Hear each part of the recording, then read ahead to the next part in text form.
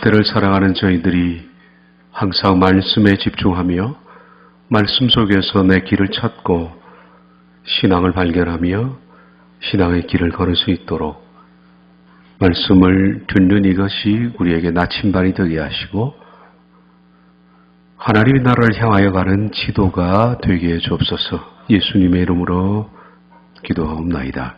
아멘.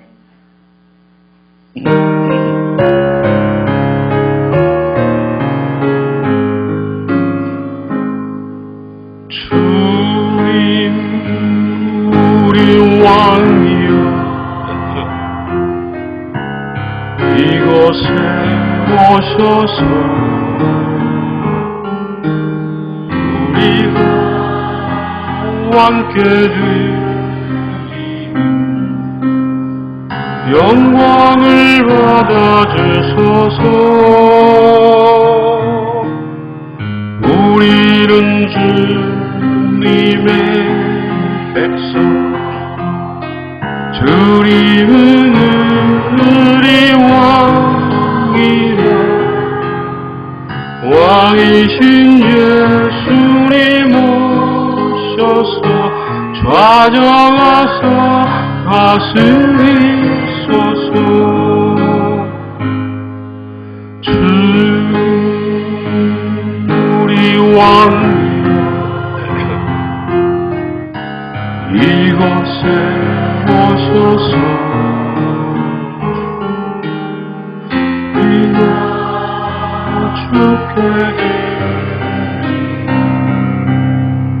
찬양을 받아주소서. 우리는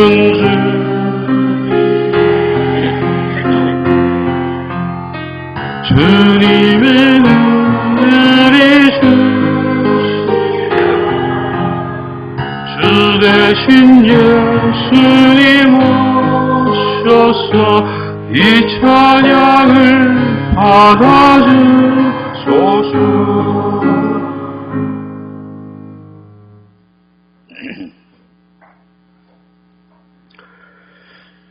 사도행전 1장 3절부터 5절 다 읽겠습니다.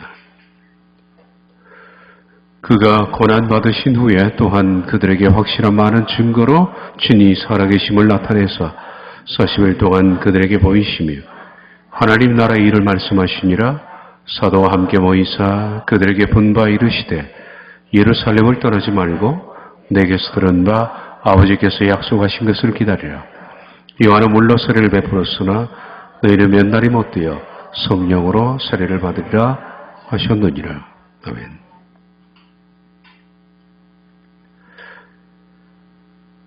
부활 후 40일간의 행적은 네 가지였다 말씀드렸습니다. 그래서 사도행전 1장에 기록된 말씀드립니다. 첫 번째는 예수님께서 부활을 12차례 증거하셨다. 기록된 것만 12차례고요. 기록되지 않은 것도 있을지도 모르겠습니다. 그리고 예수는 가르치셨습니다. 그런 다음에 승천하셨고 사람들은 마가의 다락방에 모여서 기도했습니다. 가룟 유다 대신 마띠아를 선출합니다. 이게 부활 후 40일 동안의 행적입니다. 첫 번째를 우리가 다룰 텐데요. 첫 번째는 가르치심과 부활을 증거합니다. 먼저 가르치심부터 말씀드리고 부활을 12차례 증거하신 것은 사도행전 15에서 다룰 내용입니다. 예수님께서는 부활 후에 뭐 하셨을까 나타나시기도 했지만은 구체적으로 그들을 교육하셨습니다. 그러니까 부활의 예수님께서 제자들과 그리고 제자들과 함께 다닌 사람들을 면전에서 교육하셨다. 그것만큼 확실한 부활의 증거는 또 없습니다. 1장 3절 그가 고난받으신 후에 또한 그들에게 확실한 많은 증거로 친히 살아계심을 나타내서 40일 동안 그들에게 보이시며 하나님 나라의 일을 말씀하시니라 가르쳤다는 얘기입니다. 저 어떻게 가르쳤을까 예수님께서 실내를 몇 가지 보겠습니다. 첫째, 엠마오로 가는 두 제자에게 가르치는 내용입니다. 누가복음 24장. 엠마오로 가시다가 두 제자들이 엠마오로 낙향을 했는데 갑자기 길 곁에서 한 사람이 동행합니다. 그들은 예수님인지 몰랐습니다. 나중에 식사 자리에 들어가서 불빛 밑에서 보니까 알았습니다. 예수님이 책망하시는 내용입니다. 이르시되 미련하고 선지자들이 말한 모든 것을 마음에 더디 믿는 자들이여 그리스도가 이런 고난을 받고 자기 영광에 들어가야 할 것이 아니냐 하시고 이에 모세와 및 모든 선지자의 걸로 시작하여 성경에 쓴 바 자기에 관한 것을 자세히 설명하시니라. 오랫동안 가르쳤습니다. 모세의 글, 모세와 선지자는 구약 성경 전체입니다. 구약 성경을 할 때 모세와 선지자 그렇게 말합니다. 구약 성경 안에 기록된 메시아에 관한 모든 내용들을 예수님께서는 이들에게 자세히 설명하셨다. 교육한 겁니다. 이 두 사람은 누군지 모릅니다. 그들이 가는 마을에 가까이 가며 예수는 더 가까이 가려 하는 같이 하시니 그들이 강군하여 이르되 우리와 함께 유하사이다. 때가 저물어가고 날이 이미 길어온나이다. 하니 이에 그들과 함께 유하로 들어가시니라. 그들과 함께 음식 잡수실 때에 떡을 가지사 축사하시고 떼어 그들에게 주시니 그들의 눈이 밝아져 그인 줄 알아보더니 그 동시에 예수님께서는 보이지 않았습니다. 나중에 보면 이 직후로 예루살렘에도 나타나셨습니다. 그들이 서로 말하되 길에서 우리에게 말씀하시고 우리에게 성경을 풀어주실 때에 우리 속에서 마음이 뜨겁지 아니하더라. 그래서 구체적으로 이 두 사람은 구약 성경을 통해서 예수님께서 예언된 말씀들을 교육하셨다. 40일간의 행적입니다.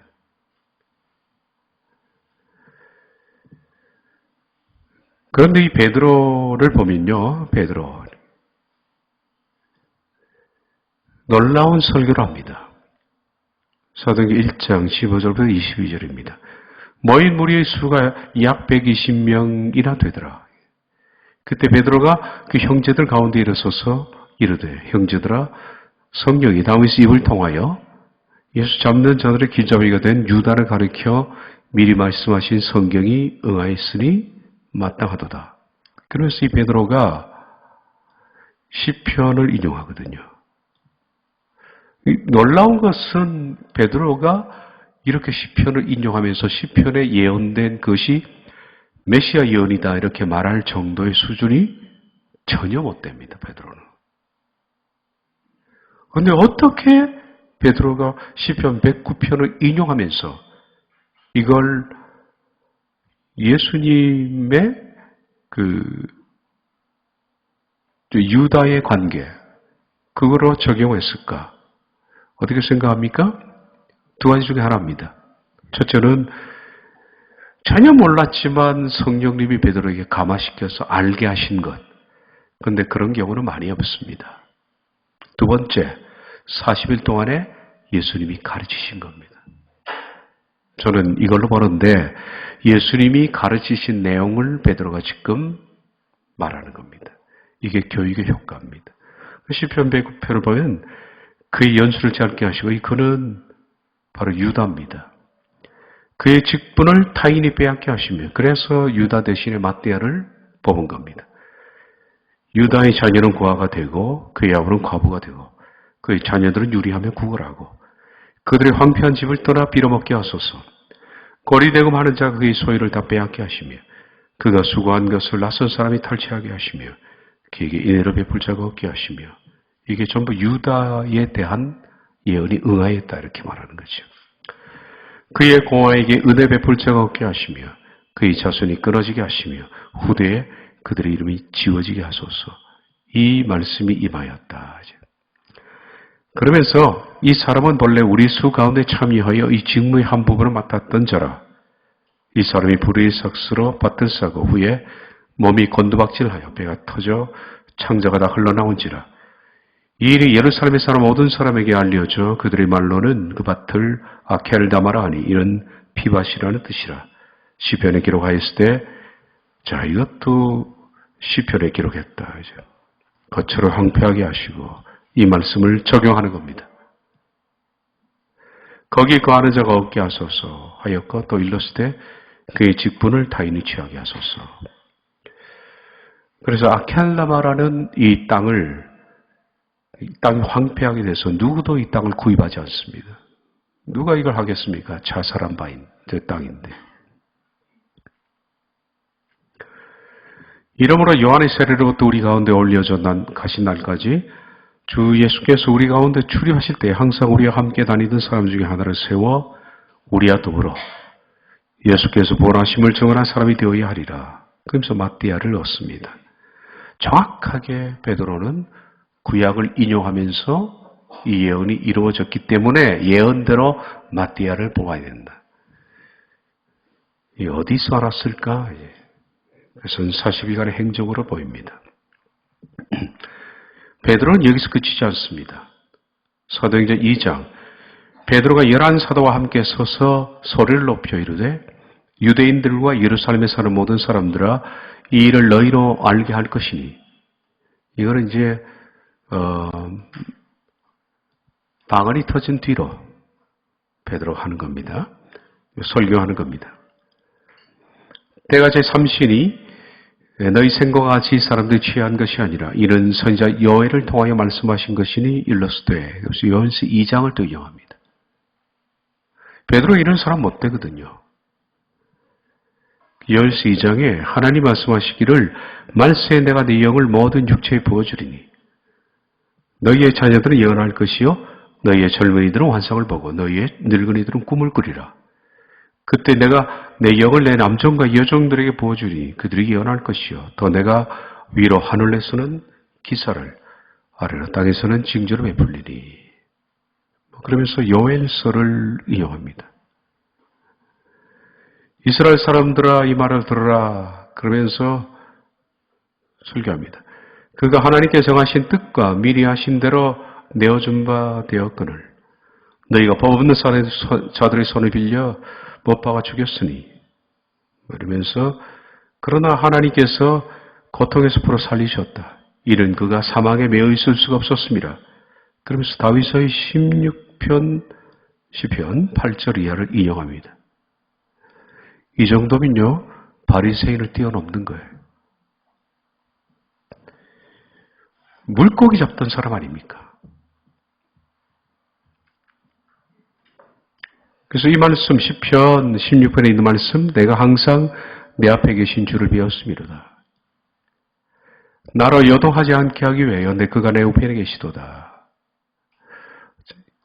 다윗이 나는 다윗입니다. 다윗이 내 앞에 계신 주 메시아인데요. 예수님을 배웠다. 다윗은 주전 1000년 전 사람입니다. 그런데 1000년 전 다윗이 1000년 후에 태어나신 것으로 그들이 알고 있는 예수님을 다윗이 내 주라고 부르면서 주 앞에 내가 섰다 이렇게 말합니다. 그리고 주는 메시아는 내 우편에 계시도다. 그러니까 예수님이 메시아라는 사실을 시간적 문제로 얘기를 하죠. 쭉 이제 하면서 형제들아 내가 우리 조상 다윗이 대하여 담대히 말할 수 있노니 다윗이 주가 장사되고 그 묘가 오늘까지 우리 중에 있도다. 그는 선지자라 하나님이 이미 맹세하사 그 자손 중에서 한 사람을 그 위에 앉게 하리라 하심을 알고 미리 본 거로 그리스도의 부활을 말하되 그가 음부에 버림이 되지 않고 그의 육신이 썩음을 당하지 아니하리라 하더니 이 예수를 하나님이 살리신지라. 우리가 다 이래 증인이로다. 하나님이 오른손으로 예수를 높이시며 그가 약속하신 성령을 아버지께 받아서 너희가 보고 듣는 이것을 부어주셨느니라. 다윗은 하늘에 올라가지 못하였으나 친히 말하 이르되 또 시편 110편 1절을 인용하거든요. 어떤 말씀일까요? 이겁니다. 주께서 내 주에게 말씀하시기를. 주는 누굴까요? 하나님입니다. 성부 하나님. 성부 하나님. 내 주는 메시아입니다. 성부 하나님께서 예수님에게 말씀하시기를 내가 성부께서 성자의 원수들이 발등상까지 되게 기어오를 때까지 겁니다. 기어오를 때까지 너는 내 우편에 앉아 있으라 하셨도다. 다윗이 환상 중에 본 겁니다. 성부께서 성자 예수님에게 말씀하기를 원수가 기어오를 때까지 너는 내 옆에 가만히 있으라. 그래서 시편 110편을 인용합니다. 그러면서 이 인용대로 너희가 십자가에 못 박은 이 예수를 하나님이 주와 그리스도가 되게 하셨다. 그래서 우편에 앉으셨다는 거죠. 이게 어려운 부분 아닙니까? 이 부분을 예수님이 인용하신 적이 있습니다. 예수님께서 마태복음 22장에 이게 화요일이죠? 예루살렘에 주일날 입성하시고 또 월요일날 무화과 나무를 저주하시고 화요일날 논쟁하신 날이거든요. 그래 화요일날 예수님께서 논쟁하신 때의 기록은 마태복음 22장 거기에 다 기록된 말씀들이 화요일 논쟁입니다. 그 수요일은 아무것도 안 하셨어요. 그래서 수요일은 침묵의 날입니다. 자, 화요일날 논쟁 때 예수님이 말씀하셨습니다. 바리새인들 모였을 때 예수께서 그들에게 물으시되 너희는 그리스도에 대하여 어떻게 생각하느냐? 누구의 자손이냐? 대답하되 다윗의 자손이니이다. 그러면 다윗이 성령에 감동되어 어찌 그리스도를 주라 칭하여 말하되 주께서 내 주께 이르시되 내가 네 원수를 내 발 아래 둘 때까지 내 우편에 앉아있으라 하셨도다 하였느니라. 그러므로 메시아는 다윗보다 앞선다는 얘기입니다. 이 말씀을 예수님께 인용하시자 이들이 한마디도 능히 대답하는 적 없고 이들이 다 학자들이거든요. 당시 랍비들이 대단한 학자들입니다. 할 말이 없는 거예요. 그리고 그날부터 감히 그에게 묻는 자도 없더라. 질문을 못하는 거예요. 이렇게 바리새인들의 완전히 입을 막았던 이 말씀을 베드로가 인용하면서 베드로가 왜 이렇게 유식하게 됐느냐? 성경에 그 당시 고기만 잡던 사람이 어떻게 평생 율법을 연구했던 랍비들을 제압할 수 있는 사람이 됐느냐? 40일 동안에 예수님이 그에게 가르쳤다고 봅니다. 아주 많이 가르쳤습니다. 사도행전 3장을 보면 베드로와 요한이 안전뱅이를 고친 후 솔로몬 행각에서 설교하는 내용이 나옵니다. 신명기 18장 15절을 인용하면서 모세가 말하기를 주여 하나님이 너희를 위하여 너희 형제 가운데서 나 같은 선지자 하나를 세울 것이니 모세의 말인데 모세는 장차 하나님이 너희 형제 가운데 나 같은 선지자, 모세 같은 선지자, 예수님입니다. 너희가 무엇이든지 그의 모든 말을 들을 것이라. 누구든지 그 선지자의 말을 듣지 아니하는 자는 백성 중에서 멸망받으려 하였고 또한 사무엘 때부터 이어 말한 모든 선지자도 이때를 가리켜 말하느니라. 예수님은 선지자로서의 사명이 있죠. 선지자, 메시아, 그렇습니다. 메시아, 선지자.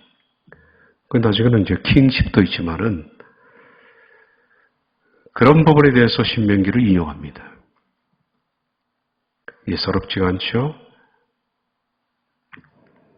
사도행전 4장을 보면 이튿날 관리들과 장로들과 서기관들이 예루살렘에 모였는데 대제사장 안나스와 가야바 요한과 알렉산더와 및 대제사장의 문중이 다 참여하여 성경에 능통한 사람들이 다 왔다는 얘기입니다.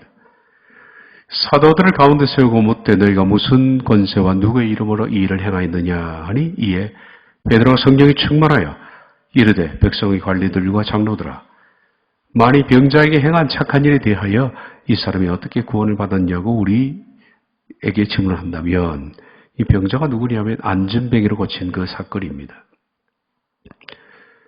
그러면서 예수는 너희 건축자들이 버린 돌로서 못진 모퉁이 머릿돌이 되었느니라 라고 시편 118편 이사야 28장 16절을 인용하거든요.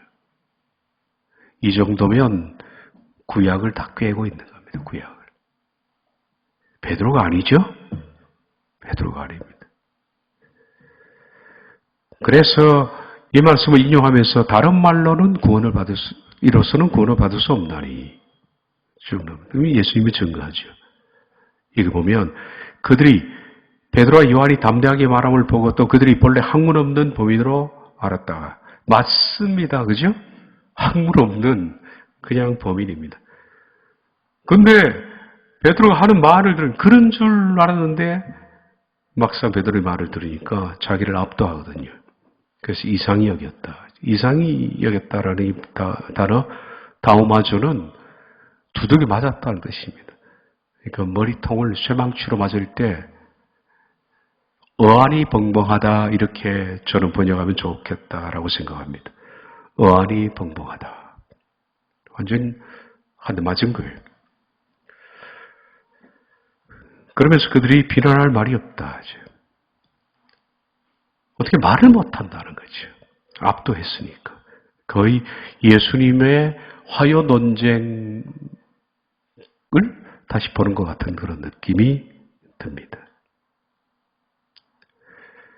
사도행전 5장을 보면 그래서 감히 그들과 상종하는 사람이 없으나 백성이 칭송하더라. 할 수 있는 것은 뭡니까? 옥에 가두고 공회 앞에 세우고 그리고 크게 노하고 사도들을 없애려고 할 때 죽이지는 못하죠. 로마의 식민지니까 죽일 권은 없습니다. 사도들을 채찍질하여서 보냈습니다. 그랬더니 사도들은 그 이름을 위하여 능력받은 일에 자신이 가치 있는 자로 여기심을 기뻐하면서 가치 있다라는 뜻입니다. 공약을 떠났다. 막 채찍을 하니까 나 채찍 맞을 가치가 있는 사람이야. 그러고 맞는다고요. 이거 어디 감당합니까? 우리들은 뭔가 대우를 받을 때 그럴 만한 가치가 있는 사람으로 생각하잖아요. 근데 맞을 가치가 있는 사람. 예수님에 대해서 욕을 들을 가치가 있는 사람. 이 단어가 히카노스라는 단어인데요. 옛날에 그 백부장이 나와서 그랬죠. 주께서 우리 집에 오심을 저는 감당하지 못합니다. 감당하지 못합니다. 그게 저는 그런 가치가 없는 사람입니다. 라는 뜻이거든요. 예수님 그 말씀에 감동을 하셨죠? 엄청 감동하셨습니다. 이거 누가 어떻게 할 수도 없습니다. 이게. 이 모든 베드로의 설교, 구약의 모든 말씀, 제가 몇 가지만 뽑아왔지만은, 앞으로 사도행전 강의할 때 다 설명을 해드릴 겁니다. 그래서. 그들을 압도합니다. 이런 압도할 수 있는 베드로의 모든 것은 생각한데 40일 동안 예수님께서 그들을 가르치사, 하나님의 일을 말씀하시니라 거기에 있었다라고 봅니다. 그리고 두 번째, 예수님은 12번 그들에게 부활의 몸을 나타내셨다. 그가 고난받으신 후에 또한 그들에게 확실한 많은 증거로 친히 살아계심을 나타내사 40일 동안 그들에게 보이시며 몇 차례? 12차례. 성경에 기록된 것만 12차례. 12차례 보이시고 그리고 가르치셨다. 그죠? 그래서 오늘은 사도행전 15번째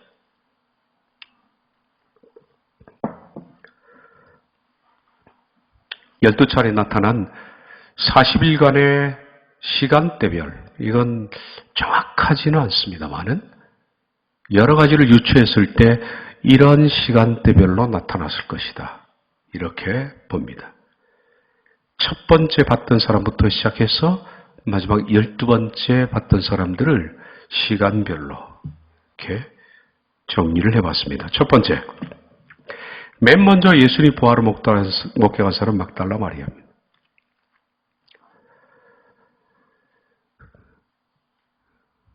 언제냐? 시간은 안식 후 첫날 새벽, 예수님 부활 당시. 장소는 무덤 근처. 예수님의 몸에 향유를 바르기 위해서 갔다가 무덤 돌을 누가 굴려줄까 고민할 때 이미 돌이 굴려져 있고 보니까 안에 아무것도 없는 거예요. 그래서 내 주가 어디 갔습니까? 했을 때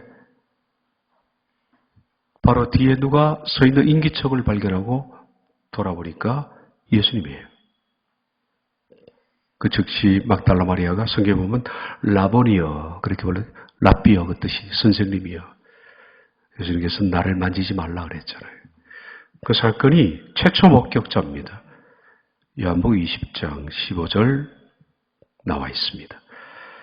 예수께서 이르시되 여자여 어찌하여 울고 누구로 찾니 아시니 마리아는 그가 동산지기인 줄 알고 이르되 주여 당신이 옮겼거든 어디 두었는지 내게만 이르소서 그리하면 내가 가져가리이다. 예수께서 마리아야 하시거늘 마리아가 돌이켜 히브리 말로 라보니 하니 예수께서 이르시되 나를 붙들지 말라.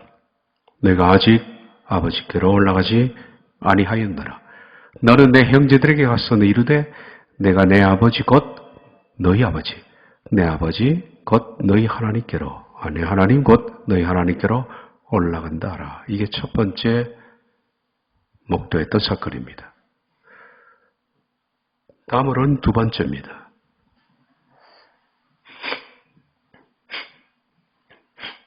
이날도 마찬가지로 안식 후 첫날 주일입니다. 부활한 날입니다.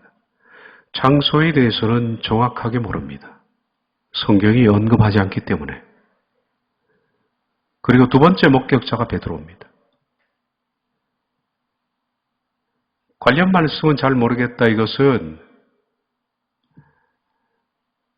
베드로가 두 번째 목격한 것에 대한 관련 기조는 없습니다. 없는 대신에 누가복음 22장에 24장에 엠마오로 가는 두 제자의 말 속에 나오기 때문에 두 번째가 맞는 거예요. 봅시다. 그날에 그들 중 둘이 예루살렘에서 25리나 되는 엠마오로 하는 마을로 가면서 그때로 일어나 예루살렘으로 돌아가 보니 11 제자 및 그들과 함께한 자들이 모여 있어 말하기를 주께서 과연 살아나시고 시몬에게 보이셨다 하는지라. 엠마오로 갔던 사람들이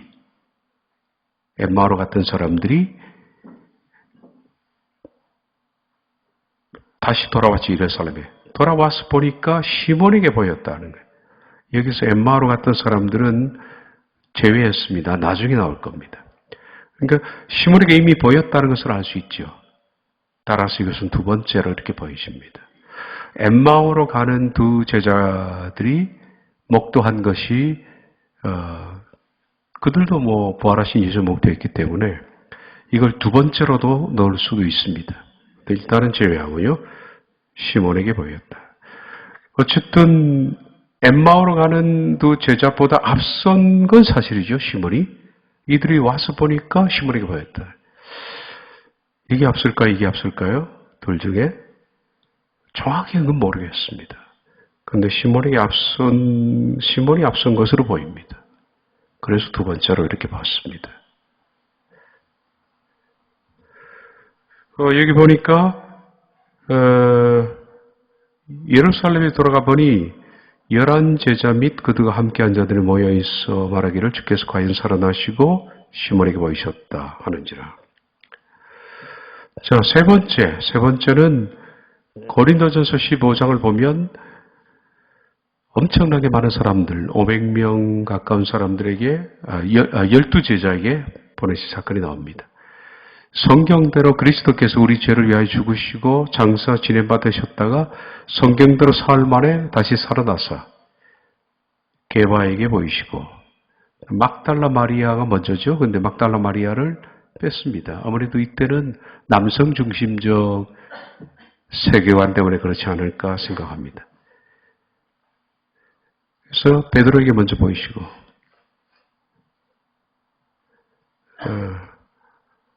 그리고 두 번째 나타난 12제자에게 보였다.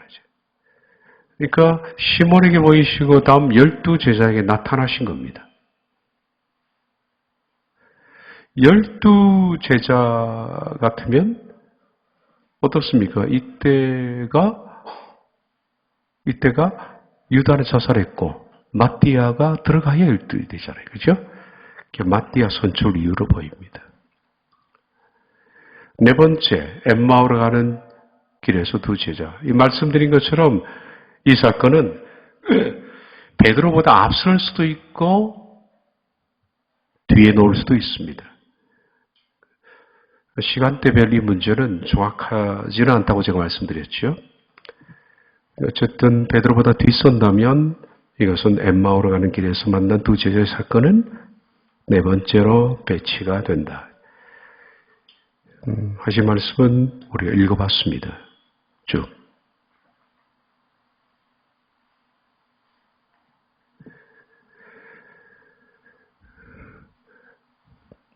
자, 눈이 밝아져 이제 그들이 봤습니다.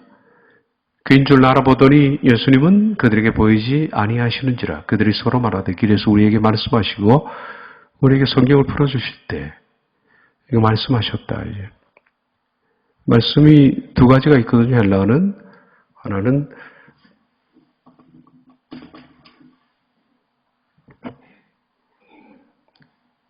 우리가 잘 아는 로고스가 있죠. 로고스가 있고 두 번째로 레마가 있습니다.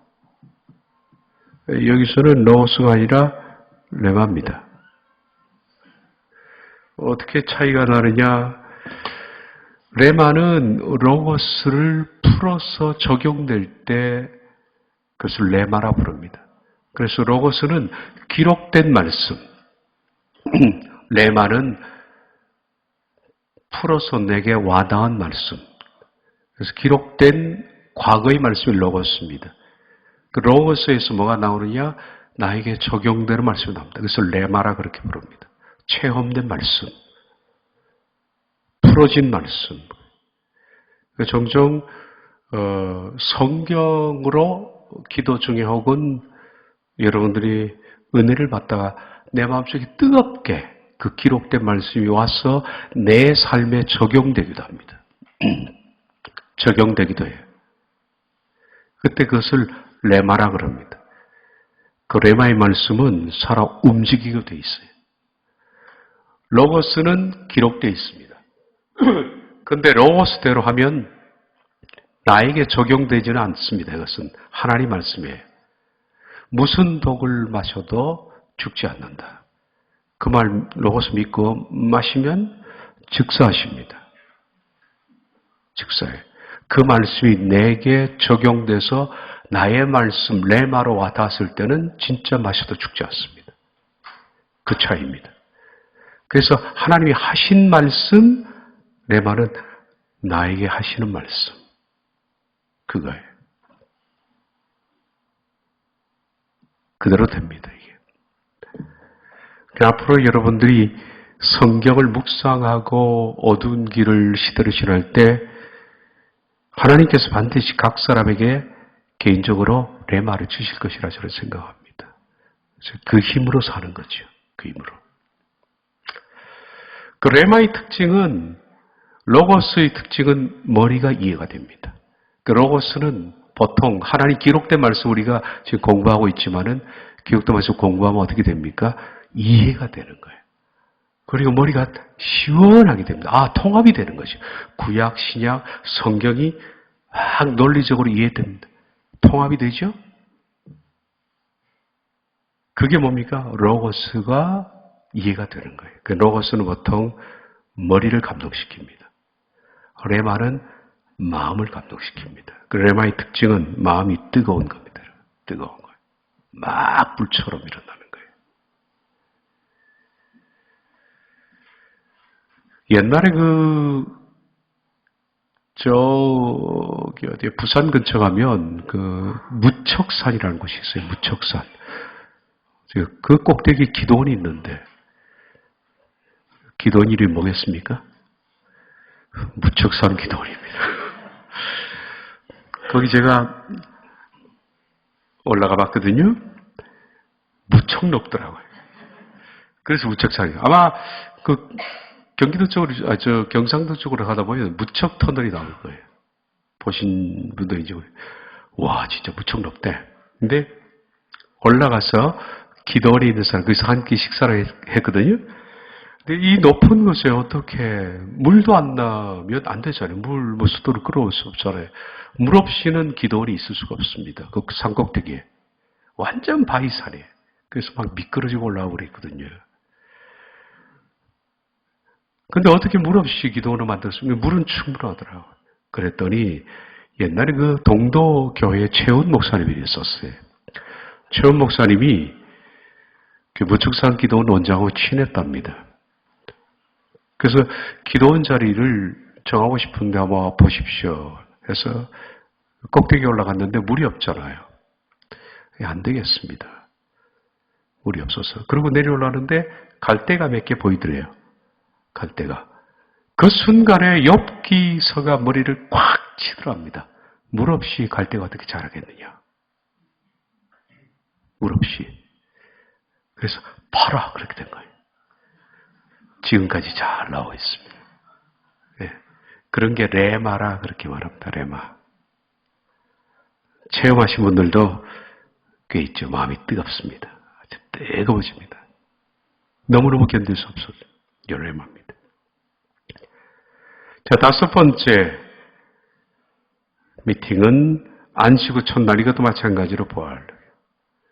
장소는 집 안입니다. 도마를 제외한 10명의 제자들. 도마는 잠시 출타 중이었습니다.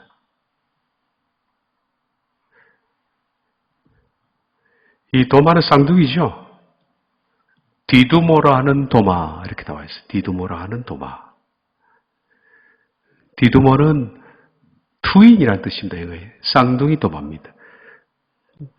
도마 반쪽은 어디 간지 몰라요. 12제자 가운데 한쪽 도마만 제자가 됐으니까. 자, 도마가 없습니다. 이날 곧 안식 후 첫날 저녁에 제자들이 유대인들을 두려워하여 모인 것이 문들을 닫았더니 복수입니다. 여러 개의 문들을 닫아뒀습니다. 그랬더니 문들 사이를 통과해서 예수님께서 오사 이르시되 너희에게 평강이 있을지어다. 이 말씀을 하고 손과 옆구리를 보이시니 제자들이 주를 보고 기뻐하더라. 또 이르시되 너에게 평강이 있을지어다. 아버지께서 나를 보내신 것 같이 나도 너희를 보내노라. 이 말씀을 하시고 그들을 향하여 숨을 내쉬며 이르시되 성령을 받으라. 이 숨을 내쉰다라는 뜻과 성령이라는 단어는 똑같거든요. 이건 동사예요. 푸네이. 성령은 푸뉴마. 성령은 이렇게 들어가요. 하나님께서 인간을 만드시고 인간의 흙으로 만드신 다음에 숨을 불어넣었잖아요. 성령이에요. 그래서 요한복음에 니고데모에게 예수님 말씀하시기를 성령이 바람처럼 왔다 그러잖아요. 이제 부나 알지 못한 날 숨을 내쉬는 거예요. 그러니까 하나님께서 우리에게 성령님을 훅 하고 불어넣는 같은 단어입니다. 그래서 숨을 내쉬는 것은 예수님께서 답답해서 한숨 쉬신 게 아니고 성령을 주실 때 하시는 행위예요. 이게. 너희가 누구든지 죄 사하면 누구의 죄든지 사하면 너희가 사해 줄 것이요 누구의 죄든지 그대로 두면 그대로 있으리라. 그런데 12제자 중 하나로서 디도모라 불리는 도마는 여기 없었습니다. 아마 쌍둥이 형제 만나러 갔는지 모르겠죠. 그리고 부하로 8일 후 도마가 왔을 때 11명에게 함께 나타났습니다. 8해가 지나서 제자들이 다시 집안에 있을 때 도마도 함께 있고 문들이 닫혔는데 예수님께서 오사 서서 이르시되 너에게 평강이 있을지어다 하시고 도마에게 이르시되 네 손가락을 이리 내밀어 내 손을 보고 내 손을 내밀어 내 옆구리에 넣어보라. 도마는 자기 없을 때 예수님이 나타났다고 자기는 못 믿겠다. 그랬거든요. 그리하여 믿음 없는 자가 되지 말고 믿는 자가 되라. 도마가 대답하여 이르되 나의 주님이시여 나의 하나님이시라. 이 고백을 한 도마는 나중에 인도로 갔죠. 인도에서 순교합니다. 여러분. 인도에서.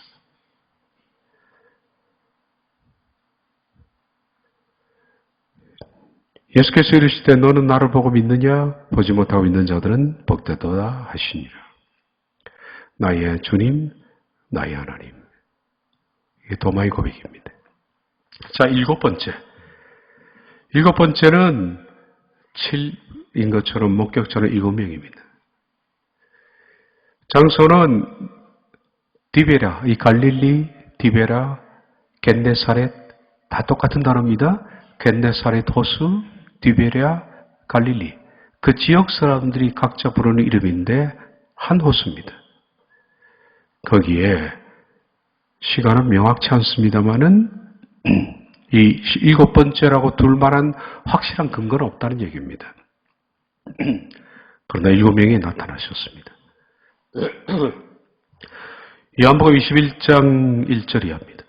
그 후에 예수께서 디베라 호수에서 또 제자들에게 자기를 나타내셨으니 또 제자들에게 11명의 제자 12명 도마 있을 때 없을 때 12명 제자 다 있죠. 나타내신 일은 이러하니라. 시몬 베드로와 디두모라 하는 도마와 갈릴리 가나 사람 나다나엘. 이 나다나엘은 제자가 아니죠. 우리가 알기로는. 그런데 제자들에게 그럽니다. 그러면 나다나엘은 제자 12명의 제자인데 그 중에 하나 다른 이름으로 불렸을 가능성이 높다 이렇게 봅니다.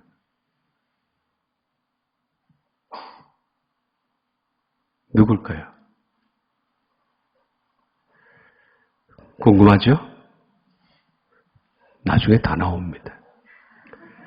나다나엘. 그리고 세베대 아들들 또 다른 제자가 있더니 시몬 베드로가 나는 물고기 잡으러 가느냐. 무료했거든요. 베드로가 물고기 잡으러 간다. 그러니까 나머지 6명도 우리도 함께 가겠다 하고 배에 올랐으나 그 밤에 아무것도 잡지 못하였으니 그런데 새벽에 누가 어두컴컴한데 물가에 있어서 고기를 잡았느냐라고 물어봐서 없습니다. 그랬더니 그물을 배에 오른편에 던지라. 던졌더니 많은 물고기가 올라왔습니다. 나중에 세봤죠. 이걸 153마리 세봤습니다. 그 순간 이 사건이 누가복음 5장에 내 제자를 부르실 때 일어났던 사건이거든요. 처음 내 제자라 부르실 때. 그것을 누가 떠올렸냐? 요한이라는 사람. 요한은 굉장히 민감한 사람이거든요. 레오나르도 다빈치의 성만작성도 보면 예수님 바로 옆에 있는 12제자 가운데 요한은 수염이 없잖아요. 그래서 몰상식하게 사람들은 여자다 그렇게 말하는데 그렇게 묘사한 이유는 상당히 여성스러운 사람이에요. 굉장히 세밀한 사람이에요. 요한이. 그러니까 요한복음 같은 걸 쓰죠. 요한복음은요 필체가 달라요. 제가 말씀드렸죠. 마가복음은요 이거 문체는 초등, 중등 수준입니다. 읽어보면 뻑뻑합니다. 그리고 단어도 번역을 해놔서 그렇지 단어도 막 쓰는 단어들이에요. 근데 요한복음은 제가 보니까 이건 박사급 이상 단어예요. 굉장히 퀄리티가 높습니다. 그 당시 잘 안 쓰는 용어예요. 고급스러운 언어예요. 요한이 썼거든요. 요한이 민감해서 말하기를 예수님이다 그렇게 불렀잖아요. 그랬더니 시몬 베드로가 벗고 있다가 뛰어듭니다. 옷을 입고. 왜 그럴까? 격식을 차리느라고.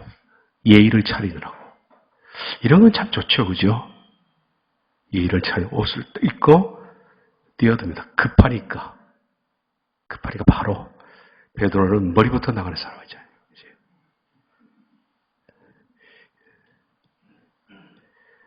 그리 와서 육지에 보니까 수풀이 있었고 생선도 나였고 예수님께서 53마리 다 잡은 게 53마리. 예수님께 조반을 먹으라. 그랬더니 제자들이 주님이신 줄 아는 거로 당신이 누구냐? 감히 묻는 적 없더라. 여기 세 번째로 제자들에게 나타났다. 세 번째로. 그리고 조반 먹은 뒤에 예수님께서 베드로에게 물으신 질문 알죠? 바요나 시모나, 바는 아들이란 뜻이고요. 바 요한의 아들 시모나, 네가 이 사람들보다 나를 더 사랑하느냐? 예수님께서 이 사랑은 아가페인데요. 아가페스메 프레엔투톤, 이 사람들보다 나를 더 아가페하느냐? 그랬더니 베드로가 나의 키리에, 예 주님이여, 수키로스케테 호티필로세, 제가 당신을 필로에로 사랑합니다. 그러잖아요. 자신이 없거든. 자신이 없어요. 두 번째도 똑같이 아가페로 먹고 필로에로 대답합니다. 세 번째는 예수님께서 요한 아들 시모나, 바요나 시모네, 아가페스메 필로에스메, 그러면 진짜 나를 필로에로 사랑하느냐? 그랬더니 베드로가 근심했다. 근심하고 대답을 감히 못하고 주께서 하신다. 그러니까 필로의 사랑도 안 되는 거예요, 이게. 아가페는 말할 거 없고요. 아가페는 전적으로 희생적인 사랑이니까. 필로의 동호의 사랑도 안 되는 거예요. 그래서 베드로가 근심합니다. 이게 7번째입니다. 자, 8번째. 갈릴리 어느 산, 그리고 11명의 제자. 마태복음 28장에 나와 있습니다. 11제자가 갈릴리에 가서 예수께 지시하신 산에 이르러 예수를 배웠고 경배하나 아직도 의심하는 자들이 있더라. 우리가 잘 알죠? 예수님이 그들에게 하늘과 땅의 모든 권세를 내게 주셨으니 너희는 가서 모든 민족을 제자로 삼아 아버지의 아들과 성령의 이름으로 세례를 베풀고 내가 너희에게 본 바 모든 것을 가르쳐 지키게 하라. 볼지어다 내가 세상 끝날까지 너희와 항상 함께 있으리라. 이게 8번째. 9번째는 500명의 사람들에게. 고린도전서 15장. 게바에게 보이시고, 게바는 케파르라는 뜻인데 케파르는 돌멩이 스톤이 아니고 이것은 락입니다. 락. 거대한 안반. 그래서 우리 예수님께서 시몬의 이름을 바꾸셨죠. 너는 베드로라 그랬잖아요. 베드로.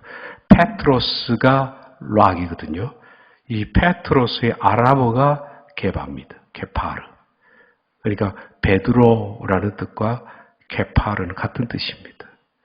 그래서 아람어로 쓸 때는 케파르 이렇게 부르고 헬라어로 쓸 때는 페트로스 이렇게 부릅니다. 베드로입니다. 후에 12제자와 그 후에 500여 형제에게 일시에 나타났다. 야, 이건 참 대단한 사건입니다. 그런데 그 중에 지금까지 대다수는 살아있고 어떤 사람은 잠들었다. 그러니까 사도 바울이 고린도서를 쓸 당시만 해도 예수님을 직접 목도했던 500명 가운데 잠든 죽은 사람도 있지만은 대다수가 살아있었다 그렇게 말합니다. 이게 9번째 500명에 보이신. 자, 10번째 시간도 장소도 모릅니다. 누구에게 나타났느냐? 야고보와 모든 사도들. 이 야고보는 예수님의 12제자 야고보가 아니라 예수님의 동생 야고보. 야고보서를 쓴 사람. 야고보서는 예수님의 제자 야고보가 쓴 게 아니라 예수님의 동생 야고보가 쓴 겁니다. 유다서도 예수님의 동생 유다가 쓴 거예요. 야고보와 모든 사도들. 자, 게바에게 보이시고 그 후에 12제자와 그 후에 500여 형제에게 일시에 보이셨나니 그 중에 지금까지 대다수는 살아있고 어떤 사람은 잠들었으며 그 후에 야고보에게 보이셨으며, 야고보는 상당히 믿지 않았었습니다. 예수님에 대해서 반감을 가지고 있었습니다. 왜냐하면 예수님께서 어느 날 가출을 하셨잖아요. 형이 가출을 해가지고 온 그 당시 기득권층 그리고 바리새인들에게 욕을 먹고 다니잖아요. 그 자기 가문에 엄청난 불이익이 오거든요. 그래서 예수님의 동생들은 예수님에 대해서 반항적이죠. 그래서 비꼬는 말이 요한복음에 나오잖아요. 예수님 보고 형님 이런 시골 구석에 계시지 말고 이왕이면 큰 물에 가서 놓으십시오 그러잖아요. 요한복음에 나오지. 굉장히 심사가 비틀어졌던 사람이에요. 근데 그래서 예수님께서 동생에 나타나셔가지고 이 사람이 야고보서를 쓰잖아요. 네. 그 이제 10번째입니다. 11번째, 그 후에 모든 사도에게와 맨 나중에 만삭되지 못한 나 같은 자, 바울. 바울은 12번째가 13번째 사도입니다. 그러니까 모든 사도들에게 여기서 모든 사도는 12제자만을 의미하는 것이 아니라 초대교회 사역자들을 의미하는 것 같습니다. 그리고 맨 나중에 만삭되지 못하여 난 자 같은 내게.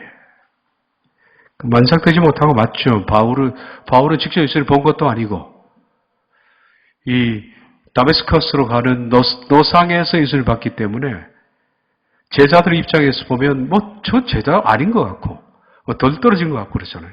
그래서 자기를 만삭되지 못했다. 칠삭둥이라 그렇게 불렀잖아요. 바울에게 나타난 것이 사도행전에 기록이 되어 있습니다. 그리고 마지막 12번째, 그것은 승천 때입니다. 40일 동안에 나타나셨으면서 맨 마지막 40일째. 장소는 감람산, 목격자는 11제자.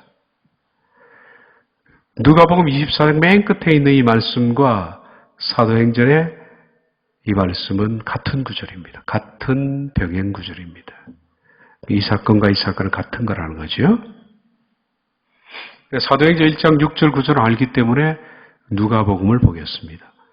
예수께서 그들을 데리고 베다니아까지 나가서 손을 들어 그들에게 축복하시더니 축복하실 때 그들을 떠나 하늘로 올려지시니 그들이 그에게 경배하고 큰 기쁨으로 예루살렘에 돌아가 늘 성전에서 하나님을 찬송하니라. 사도행전 1장 6절도 마찬가지 같은 기절입니다. 그들이 모였을 때 예수께서 여쭤오되 주께서 이스라엘 나라를 회복하심이 이때니까. 뭐 때문에 이런 질문을 했겠습니까? 이때 강의하면서 말씀드리겠습니다. 이르시되 때와 시기는 아버지께서 자기 고난에 두셨으니 너희 알 바가 아니요 오직 성령이 너희에게 마시면 너희가 권능을 받고 예루살렘과 온 유대와 사마리아 땅끝까지 이르러 내 증인이 되리라 하시니라. 이 말씀을 마치시고 그들이 보는 데 올려가시니 구름이 그를 가려 보이지 않게 하더라.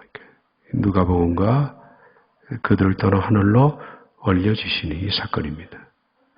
이때 제자들이 함께 목도했습니다. 이 12번째입니다. 물론 이것이 순서가 100% 정확한 것은 아닙니다. 어쨌든 성경에 나타난 12번을 대충 이렇게 추정되는 대로 정리해 놓은 것 뿐입니다.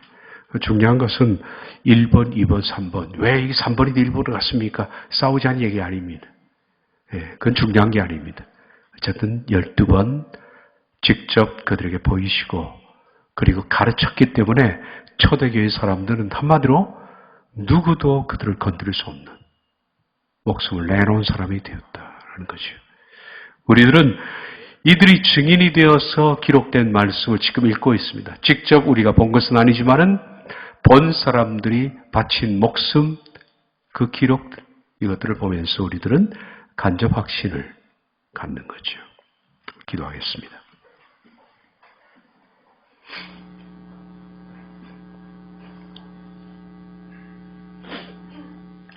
40일 동안에 예수님께서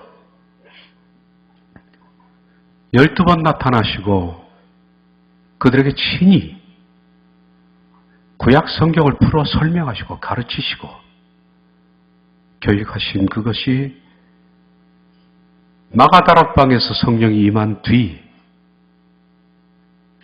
그들이 불을 끌 수 없는 사람이 되어 초대교회를 뒤집어 놓았습니다. 그들은 갈릴리의 12명의 촌놈들이었지만 마침내 성령이 임하신 뒤 5,000명이 되었고 고린도에서 2만 명이 되었고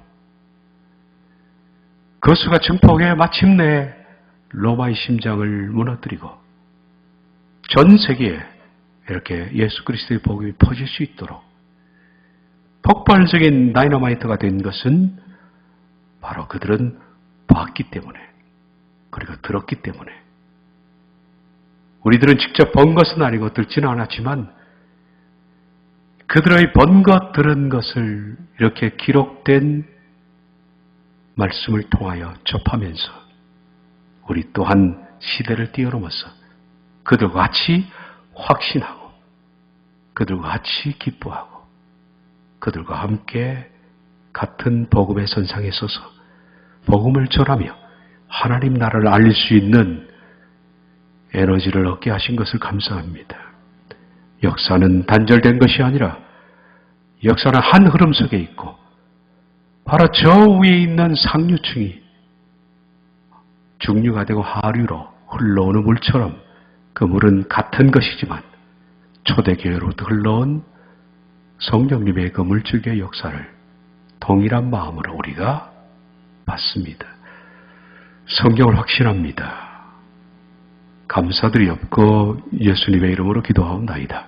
아멘.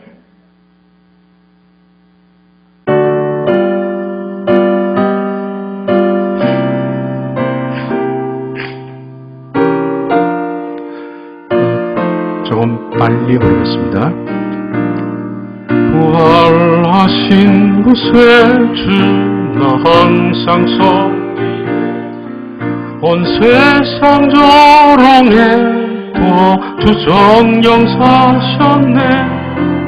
그 은혜로운 손길 부드러운 음성 주 예수 나와 함께 늘 계시 예수 늘 살아계셔서 주 동행하여 주시며 늘 말씀하시네. 예수 내 구세주 예수 내 맘에 살아계시네. 늘 살아계시네. 온 세상 살펴보니 주 사랑 알겠네. 내 마음이 아플 때도 주 사랑 알겠네. 이 세상 풍파 이길 힘주시는 주 다시 영광 중에 곧 오시니 예수 늘 살아계셔서 주 동행하여 주시고 늘 말씀하시네. 예수 내 구세주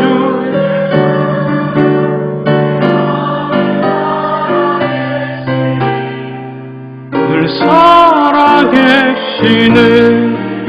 주 믿는 성도들아 다 깊은 노래로 주 예수 우리 왕께 다 찬양 드리세. 이 세상 소망이여 참 친구 되신 주 예수 영원토록 누양하세. 예수 늘 살아계셔서 주 동행하여 주시며 늘 말씀하시네. 예수 내 구세주 주 예수 내 맘에 살아계시네 늘 살아계시네. 요즘은 이런 생각을 해봅니다. 하루하루 느끼는 게 나이가 아까운 게 아니라 자유가 아까워요. 자유가. 예? 이렇게 자유롭게 다닐 수 있는 시간이 통제가 되면 너무 아까울 것 같아. 제 말은 자유롭게 많이 다니세요, 지금. 그리고 뭐 비싼 거 우리가 먹고 그러지 못하지만은 싼 거 마음껏 드시고 싶으면 가서 지나가다가 먹고 싶다면 들어갔으니까 한 푼 아끼려고 들떠쓰지 말고 예, 나중에 다 후회할 거예요. 그러니까 자유가 주어졌을 때 이 자유가 얼마나 중요한지 모릅니다. 제가 전에 한번 끌려갔다고 그랬잖아요. 끌려가서 10일간 코로나 구금이 됐을 때 이거 창문을 못 여니까 사람 미치겠더라고요. 창문을 열어서 신선한 바람이 들어와야 되는데 다 닫아놓고 무슨 뭡니까 모타로 윙 하는 소리로 그냥 밖에 바람 끌어들여가지고 뭐라 하더라고요. 이름이 감압장치인가 뭐 있잖아요. 와 24시간 소리 들리는데 창문으로 바람을 맞는 게 얼마나 좋아요. 나중에 겨울인데 10일 만에 나왔는데 반팔만 입고 옷 다 가져가더라고. 다 태운다고. 우리가 균들이니까. 반팔을 입고 나왔는데 그 추운 겨울에 바람이 너무 좋은 거예요. 그리고 내 발로 걸어간다는 게 얼마나 큰 행복인지. 예? 내가 가고 싶은데 가고 예? 창문 열고 살고 이거만큼 참 좋은 게 없다. 그러니까 지금이 우리가 누려야 할 시간입니다. 한 푼 아껴봤자 그거 별거 아닙니다. 적으면 안 되니까. 좀 베풀기도 하고 사주기도 하고 그러면서 우리에게 주어진 자유를 만끽하고 살아야겠다. 그거 아니더라도 우린 그렇게 살아야 되지만 하루하루를 아껴가면서 주 안에서 행복하고 밝고 그리고 즐겁게 사시기를 바랍니다. 그리고 나중에 그런 시간이 오면 그때 나름대로 또 즐기면 됩니다. 괜찮습니다. 즐길만 합니다. 그것도. 예. 주님이 함께 하시니까 한 주도 주 안에서 복된 시간들이 되시기를 바라고 다투지 말고 인상 쓰지 말고 소리 지르지 말고 그런 시간 없습니다. 방글방글 웃고 다니시기를 바랍니다. 다음 주 오면 얼굴 보면 다 옵니다. 누가 어떻게 살았는지 다 얼굴 찍힙니다. 목사 생활 지금 40년쯤 하다 보니까 거의 도사가 됐습니다. 미아리 가면 자리 까는 사람보다 제가 더 잘 봅니다. 딱 본머리 얼굴 딱 보면 한 주간 안 좋았구나. 근심이 많구나 다 보이거든요. 한 주를 복되게 사시기를 바랍니다. 기도하겠습니다. 주님 한 주도 주 안에서 동행하며 우리에게 주어진 시간들 따스러운 햇살들 그리고 우중충한 날씨라도 내게 주어진 작은 아픔들, 고난들, 어려움들, 마음 괴로움들, 외로움들 이런 것들을 즐겨가며 밖에 하나님이 주어주신 대자연의 이 꽃놀이들 그리고 내 옆에 지나가는 사람들 모두가 아름다운 사람들 주어진 이 시간들을 즐기면서 이 자유를 만끽하면서 주님 안에 복된 한 주를 살게 도와주옵소서. 우리에게 주어진 시간들은 그렇게 많지 않습니다. 세월은 흘러가고 주님이 오시든지 아니면 내가 주님께 갈 날이 그렇게 많이 남지는 않았습니다. 그러나 서는 그날까지 주 안에서 기뻐하고 감사하고 살게 주옵소서.